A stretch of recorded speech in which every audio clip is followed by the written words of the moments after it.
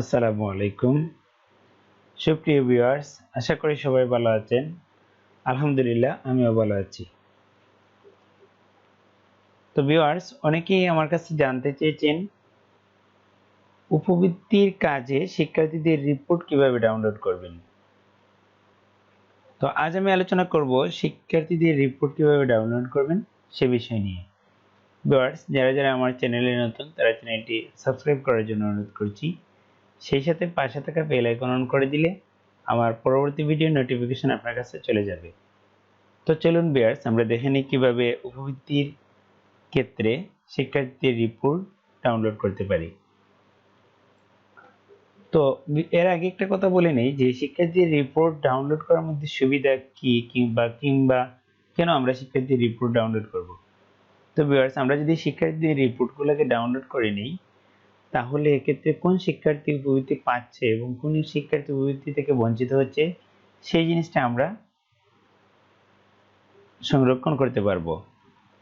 আর আরেকটা বিষয় হলো আমাদের অফিসের দালিলিক প্রমাণপত্রের জন্য আমরা অনেক ক্ষেত্রে অনেক তথ্যই সংরক্ষণ করে রাখতে হয়। তো এক্ষেত্রে উপবৃত্তি তথ্যটা যেহেতু অত্যন্ত গুরুত্বপূর্ণ একটা তথ্য, তো সেজন্য আমরা উপবৃত্তি তথ্যটাকেও আমরা ডাউনলোড করে রাখা প্রয়োজন। তো ভিউয়ার্স, চলুন আমরা দেখে নিই কিভাবে শিক্ষার্থীদের রিপোর্ট ডাউনলোড করতে হবে। প্রথমে আমরা যে কোনো একটা ব্রাউজার ওপেন করে নেব। ব্রাউজারে সার্চ করে আমরা লিখব psp. এই যে ওয়েবসাইটটা আছে finance.gov.bd, এটা দিয়ে এন্টার প্রেস করলে এই ধরনের একটা ইন্টারফেস আসবে। তো এই ইন্টারফেস থেকে আমরা এই অংশে প্রধান শিক্ষকের মোবাইল নাম্বার অর্থাৎ আইডি যেটা আছে সেটা দেব, তারপরে পাসওয়ার্ড দিয়ে লগইন করব। লগইন করলে আমরা এই ধরনের একটা ইন্টারফেস পাবো। আমরা এর আগে দেখেছিলাম প্রাথমিক নির্বাচনে এখানে অনেকগুলো অংশ রয়েছে যেখানে আমরা শিক্ষার্থীদের তথ্য এন্ট্রি করেছিলাম। তারপরে যদি কোনো শিক্ষার্থীর তথ্য ভুল হয়ে থাকে তাহলে এখান থেকে আপডেট করেছিলাম। আমরা তালিকা দেখার জন্য এখানে ক্লিক করেছিলাম, ক্লাস্টারে জমা দেওয়ার জন্য এখানে ক্লিক করে ক্লাস্টারে জমা দিয়েছিলাম। শিক্ষার্থীদের বিশেষ শিক্ষার্থী যারা, অর্থাৎ যে সমস্ত শিক্ষার্থীদের মা কিংবা বাবা কিংবা বাবা মা কোনো জনেরই এনআইডি নেই তাদেরকে আমরা এখান থেকে এন্ট্রি করেছিলাম। পরবর্তীতে এন্ট্রি দেওয়ার পরে সবগুলা যখন আমরা ক্লাস্টারে জমা দিলাম এবং ঊর্ধ্বতন কর্তৃপক্ষ যখন সেটাকে অ্যাপ্রুভ করে আবার পাঠিয়ে দিলেন আমাদের কাছে, তখন আমরা চাহিদাতে ক্লিক করে এখানে চাহিদা প্রস্তুত করেছিলাম। চাহিদা প্রস্তুত করার পরে আমরা ক্লাস্টারে জমা দিয়েছিলাম। তারপরে নতুন একটা অপশন আছে যেটা অনুমোদিত চাহিদা, যেগুলা অনুমোদিত হয়েছে সেই অনুমোদিত চাহিদা এখান থেকে আমরা দেখতে পারি। এবং আমাদের আজকের যে আলোচনার বিষয় সেটা হচ্ছে যে আমরা কিভাবে রিপোর্টটাকে তৈরি করব। তো রিপোর্ট তৈরি করার জন্য রিপোর্টের এই অংশে ক্লিক করব। তারপরে শিক্ষার্থীদের রিপোর্ট এটা দেখতে পাচ্ছি, আমরা এখানে ক্লিক করব। এই ধরনের একটা ইন্টারফেস পাবো। এখান থেকে আমরা এই প্রথম যে অপশনটা রয়েছে সেই অপশনে আমরা ক্লিক করব।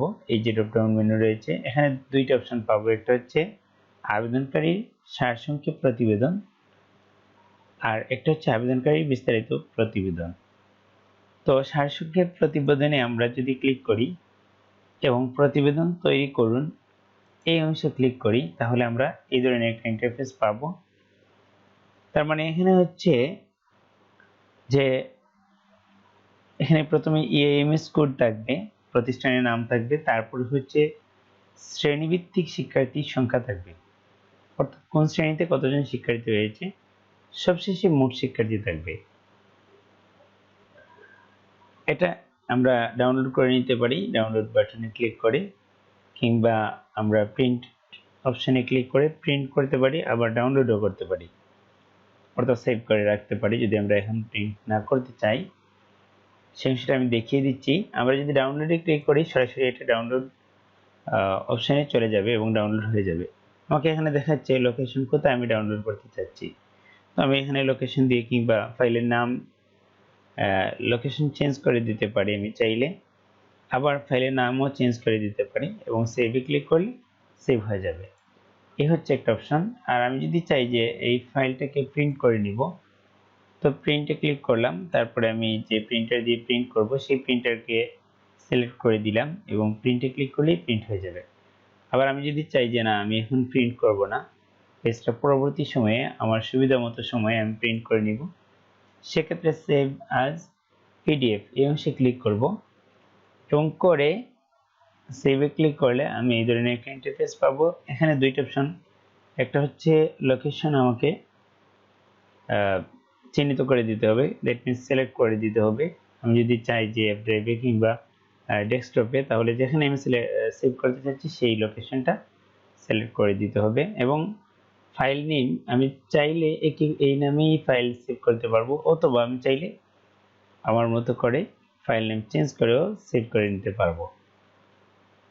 এই হচ্ছে সারসংক্ষেপ প্রতিবেদন। এখন এখানে আরেকটা অপশন রয়েছে, যেটা হচ্ছে যে আবেদনকারীর বিস্তারিত প্রতিবেদন। তো বিস্তারিত প্রতিবেদন যদি আমি তৈরি করতে চাই, সেক্ষেত্রে বিস্তারিত প্রতিবেদন সিলেক্ট করে নিব, প্রতিবেদন তৈরি করুন এই অংশে ক্লিক করব। এই ধরনের একটা ইন্টারফেস পাবো, যেখান থেকে আমি সব শিক্ষার্থীদের প্রতিবেদন ডাউনলোড করে নিতে পারবো। তো ভিউয়ার্স, এভাবে আমরা শিক্ষার্থীদের বিস্তারিত প্রতিবেদন আমরা তৈরি করে নিতে পারবো।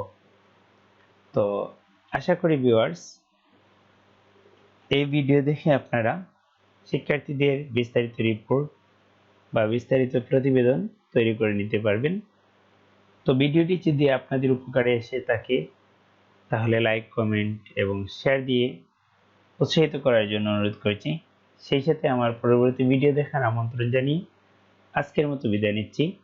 আল্লাহ হাফিজ, আসসালামু আলাইকুম।